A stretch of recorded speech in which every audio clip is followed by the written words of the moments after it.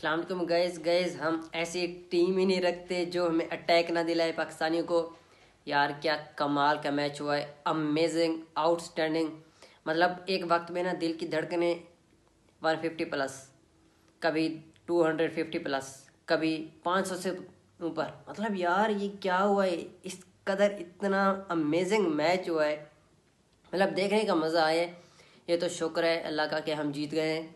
तो सबसे पहले यहाँ मैं, बाकी बातें तो हम बाद में करेंगे, लेकिन सबसे अहम क्रेडिट जो इस मैच का मैं दूंगा वो है दो बंदे, सॉरी तीन।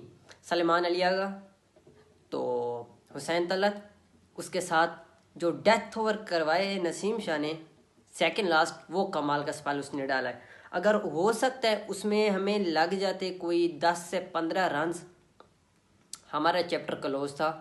उस भाई ने सिर्फ और सिर्फ 2 रन दिए हैं नसीम शाह ने, और इम्पोर्टेंट तरीन विकेट भी हासिल की है। चलो गाइज अब आते हैं मैच की तरफ। गाइज फ़खर जमान सबसे पहले, यार फ़खर जमान बिल्कुल आउट ऑफ फॉर्म है। हम सब ना क्रिटिसाइज़ कर रहे हैं बाबर को। बाबर के मतलब 83 इनिंग्स हो गई हैं जिसमें सेंचुरी नहीं आ रही। तो हम मतलब सिर्फ बाबर को क्रिटिसाइज करते जा रहे हैं कि भाई बाबर बाबर कर क्या रहा है, कर क्या रहा है, कर क्या रहा है। मतलब ये सारी चीज़ें होती हैं। अगर हम देखते जाएं कि भाई बाबर क्या कर रहा है, बाबर भाई, अब फ़खर फ़खर के बारे में कभी किसी ने बोला है? फ़खर की जगह पे हमने एक मल्टी टैलेंटेड बच्चा जो कि हसन नवाज, हमने उसको ड्रॉप किए, उसकी जगह पे फ़खर जमान को लेके आए हैं। तो यार कम से कम यहाँ सोचना चाहिए कि फ़खर जमान ने लास्ट सेंचुरी स्कोर कब की थी। किसको याद है? मैं बताता हूँ, against New Zealand in the world cup 2023। आपको याद होगा जब 402 आई थिंक इस तरह का टारगेट था, हम चेज कर रहे थे। तो 20 ओवर 25 में आई थिंक मैच फिनिश हो चुका था, बारिश की वजह से डीएलएस के थ्रू हम जीत चुके थे। तो गाइज आप वहाँ से इमेजिन करें, मतलब उससे पहले, उस वर्ल्ड कप से पहले एशिया कप था, तो बाबर की सेंचुरी उसमें आई थी, तो फ़खर की आई थी यहाँ पे। मतलब हम instead of dropping Fakhar Zaman के, हम फ़खर जमान को ड्रॉप करके हम हसन नवाज को एज अ ओपनर ले हैं, हम उसको अप्लाई करें कि उसकी क्या परफॉर्मेंस है एज अ ओपनर। वैसे भी हम इसको देख चुके हैं कि एज अ ओपनर इसकी क्या परफॉर्मेंस है। 5 मैचेस में आई थिंक 200-250 रन है इस बंदे के ना।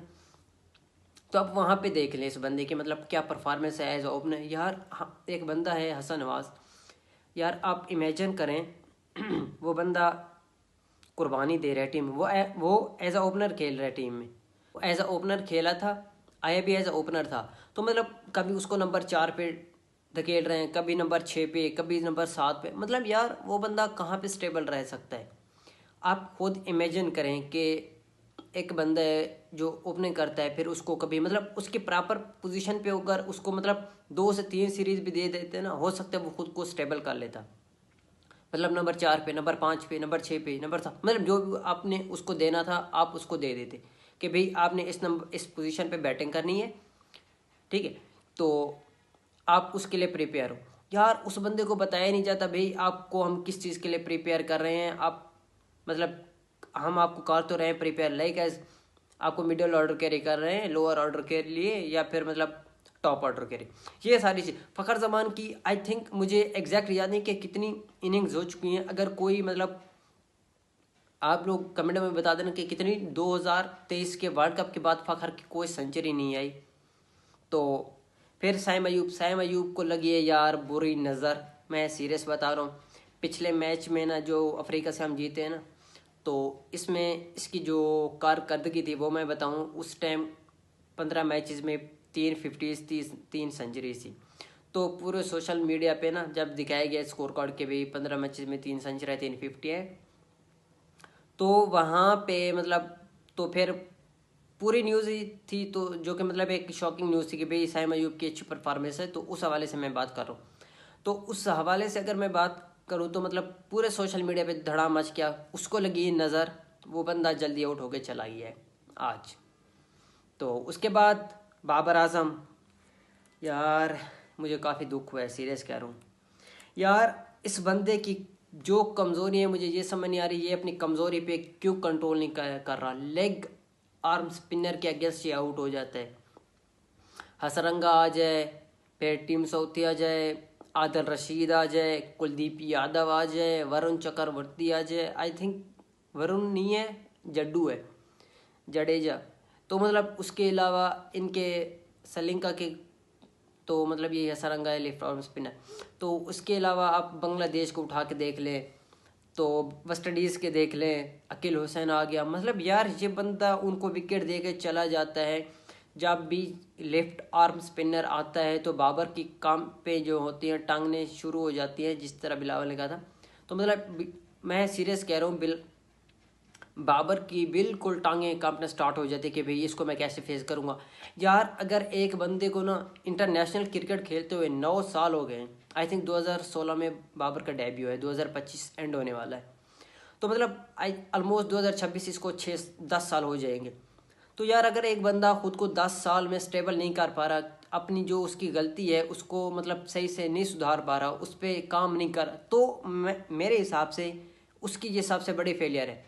बेशक वो एक बड़ा प्लेयर है, हम मानते हैं बाबर एक बड़ा प्लेयर है, बाबर एक ब्रांड है, लेकिन यार ब्रांड है, उसको अपनी जो उसकी गलती है मतलब उसको तस्लीम करना चाहिए, उसको तस्लीम करके उस पे उसको काम करना चाहिए।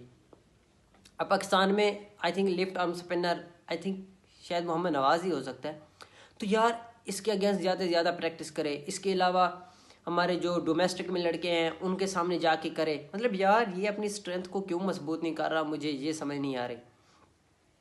गाइज एक वक्त था जब हमारे आई थिंक 94 पे लगभग 4 खिलाड़ी आउट हो चुके थे, तो वहाँ से एक इनिंग को बिल्डअप करके टू 99 पे ले जाना, ये कोई सलमान अली आगा और हुसैन तलत से सीखे। उन्होंने कमाल की बैटिंग की है, आज आउटस्टैंडिंग बैटिंग की है। मतलब जितना उनकी तारीफ़ कीजिए कम है, क्योंकि उन्होंने आज की इनिंग्स एक ऐसी इनिंग्स खेली है जो कि आई थिंक एक यादगार इनिंग्स रहेगी अगेंस्ट श्रीलंका। हम वैसे भी श्रीलंका को 2015 में भी हरा चुके हैं, आई थिंक 2015 में हम इनसे हारे थे, 2017 में हम इनको हरा चुके हैं, 2019 में हरा चुके हैं, आज फिर हमने इनको हराया है। पहला मैच जो कि सिर्फ और सिर्फ हमने 6 स्कोर से हराए। जीत हार मतलब चाहे 1 रन से भी हो भाई, वो जीत होती है, चाहे 1 रन से हो, हार हार होती है, चाहे 1 रन से हो, मतलब हम जीत गए पहला मैच। यार क्या कहूँ मैं बाबर के बारे में, 51 गेंदों पे बना के गए 29 रन, और फ़खर ने क्या कमाल की इनिंग्स खेली है, 55 डिलीवरीज पे 32 रन। फिर मोहम्मद रिजवान 8 गेंदों पे सिर्फ 5 रन, ये भी LBW को चले गए थे हसरंगा की गेंद पे। उससे पहले फ़खर जमान भी मतलब उसी को विकेट दे के चले गए थे, स्टंप आउट हुए। फिर बाबर आजम, बाबर भी बोल्ड हो गए थे। तो जब बाबर बोल्ड हुए, अब रिएक्शन देखें उनके कोच का क्या रिएक्शन है यार, अब ये रिएक्शन भी देखें। फिर एट द एंड मोमेंट पे जब उनकी विकेटें गिर रही थी ना, तो मतलब ये रिएक्शन देख लें आप किस तरह किसके रिएक्शंस है। तो सलमान अली आगा यार आउटस्टैंड है। मतलब मुझे इस पे गुस्सा एक जगह पे आया है, जब 45 ओवर हो चुके थे तो ये हिटिंग नहीं कर रहा था। इसने 73 रन से लेके 89 रन तक कोई बाउंड्री नहीं लगाई। मतलब काफ़ी स्लो खेलता रहे, सिंगल डबल स्ट्राइक रोटेट करता रहे, लेकिन बाउंड्री नहीं मारी। हो सकता है अगर 2 से 3 बाउंड्रियाँ इन डिलीवरीज के बीच ये मार देता, शायद हम 300 क्रॉस कर जाते। अगर आखिरी ओवर में भी पाकिस्तान 10 से ज़्यादा रन करता तो शायद हम ये 300 प्लस कर जाते। कोई बात नहीं, मैच जीत गए, काफ़ी है। सलमान अली आगा ने क्या वंडरफुल इनिंग्स खेली है, 87 डिलीवरीज पे 105 रन, 9 चौके, 120 का स्ट्राइक रेट। फिर हुसैन तलत आउटस्टैंडिंग, क्या औसम इनिंग्स खेली है यार इन्होंने। मतलब एक वक्त 22 ओवर 94 पे 4 खिलाड़ी आउट, फिर जाके विकेट हमारी गिरे, मतलब इतनी दूर जाके हमारी विकेट गिरे 233 पे। मतलब कोई इमेजिन नहीं कर सकता, जब 4 खिलाड़ी आउट थे 23.2 ओवर में, मतलब जब बाबर आउट हुआ है, तो यार मैंने कहा यार 23 ओवर में तो हमारे 100 बन रहे, 4 विकेटें गिर चुके हैं, तो शायद ज़्यादा से ज़्यादा हम यहाँ कर पाएंगे 200। लेकिन मुझे क्या पता था भाई, क्या कमाल की बैट। मेरे माइंड में यही आ रहा था कि अगर नीचे से आ गया, मतलब मोहम्मद नवाज के रन्स आ गए, फ़हीम अशरफ के थोड़े बहुत आ गए, आखिर में शहीन के 1-2 हिटेज, मतलब इस तरह 210-20 तक पहुँचेंगे। लेकिन मुझे क्या पता था कि हुसैन तलत और सलमान अली आ गए, इस तरह की इनिंग्स खेल के पाकिस्तान को कमाल कमाल कमाल की टारगेट की तरफ लेके जाएंगे, और उन्होंने बिल्कुल काम ही कमाल का किया। हुसैन तलत 63 गेंदों पे 62 रन। फिर मोहम्मद नवाज 23 गेंदों पे 36 रन, कमाल की इनिंग्स आके खेली है इसने। 5 चौके मारे हैं, 1 छक्का मारे हैं। मतलब जब हमारी 233 पे विकेट गिरी है 5वीं, जब हुसैन तलत LBW आउट हुआ है, क्योंकि वो मारने के चक्कर में आउट हुआ है, इंटेंट के चक्कर में, क्योंकि अच्छा किया है वहाँ पे। क्योंकि जब हुसैन तलत आउट हुआ है तो आई थिंक 44.3 ओवर हो चुके थे, तो वहाँ पे मारना ही बनता था, क्योंकि वहाँ पे उनका जो माइंड सेट था वो यही चल रहा था कि भाई हमने इसको 200 प्लस लेके जाना है। तो उस वाले से मैं कह रहा हूँ इन्होंने बहुत कमाल की अच्छी क्रिकेट खेली है, जितनी मतलब कहूँ कम है। तो उन्होंने भी मतलब आज कोई कमी बेशी नहीं की, उन्होंने 24 रन एक्स्ट्रा भी दिए। अगर उनकी बॉलिंग फिगर की बात करूँ तो असिता ने 4 ओवर 42 रन 1 विकेट हासिल किए। फिर शमीरा ने 10 ओवर करवाए, 1 मेडन भी करवाए, तो 63 रन दिए हैं। फिर तशंका महेश तशंका 10 ओवर 64 रन 1 खिलाड़ी को आउट किए। फिर जनीत उसने 8 ओवर 48 रन, हासारंगा ने 10 ओवर करवाए, 3 विकेट हासिल किए, 54 रन दिए। फिर असलंका 2 ओवर करवाए, 18 रन दिए। तो बात करेंगे पाकिस्तानी की, क्योंकि यार यहाँ पे आई थिंक आज हम ना 12 खिलाड़ियों के साथ खेल रहे थे, क्योंकि हुसैन तलत पहली डिलीवरी पे ना आई थिंक ये रन वो LBW हो गए थे, लेकिन अंपायर ने नहीं दिया। तो गाइस इनके बैटिंग लाइन की बात करेंगे, इन्होंने भी क्या कमाल खेला है। पावर प्ले मतलब यार इनकी पहली विकेट जाके गिर रही है 85 पे। तो मतलब अगर हमारे 20 ओवर में मतलब 22 ओवर में 94, इनके 11 ओवर में 85, तो आप पाकिस्तान का कमबैक देखिए, क्या कमाल का कमबैक किए। हम बॉलिंग फिगर और वो फील्डिंग की बात तो बाद में करेंगे, सबसे पहले मैं आपको इनके स्टैट्स बता दूं। तो पातन संघ का 29 गेंदे रन बनाए 39 गेंदों पे। तो कामिल मिश्रा ने 36 गेंदे के लिए 38 रन। कुशाल मेंडिस 1 गेंद पे 0। हारिस रऊफ ने इसको आउट किया था ना बोल्ड मारा था। फिर सदीरा तो 48 गेंदों पे 39 रन। असलंका 49 गेंदों पे 32 रन। इसका कैच भी इसका ड्रॉप हुआ था, आई थिंक जब इसका कैच ड्रॉप हुआ था लगभग ये 15-16 रन पे ठहरा हुआ था, तो फ़खर जमान ने आसान सा कैच छोड़ दिया था फ़हीम अशरफ की गेंद पे। तो उसके अलावा कामिल मेंडिस 13 गेंदों पे 9 रन। जनीत 24 गेंदों पे 28 रन। नसीम शाह ने कमाल का बोल्ड मारा है। वो मतलब जो नसीम शाह ने 2 विकेटें लिए वो क्रूशल टाइम पे जब पाकिस्तान को ज़रूरत थी, तो इसने उसी जगह पे बिल्कुल विकेटें ली। फिर हसरंगा ने कमाल की इनिंग्स खेली है, पहले पाकिस्तान को डिस्ट्रॉय किया है बैटिंग में अपनी बॉलिंग के थ्रू, फिर आके बैटिंग के थ्रू। ये तो शुक्र है नसीम ने इसको फुल टॉस मार के, स्लोअर फुल टॉस मार के ना एट द एंड पॉइंट पे, जो कि एक मैच का टर्निंग पॉइंट था, जिसकी वजह से शायद 6 रन ये लग भी जाते, ऑफिशियली लग जाते, तो ये आउट हो गया। 59 रन बनाए थे इसने। तो बाबर ने कैच भी वो कमाल का पकड़ा था। फिर शमीरा इसका फ़हीम अशरफ ने 19 गेंदों पे 7 रन बनाए, कैच भी फ़हीम ने खुद पकड़ा था। फिर आता है महेश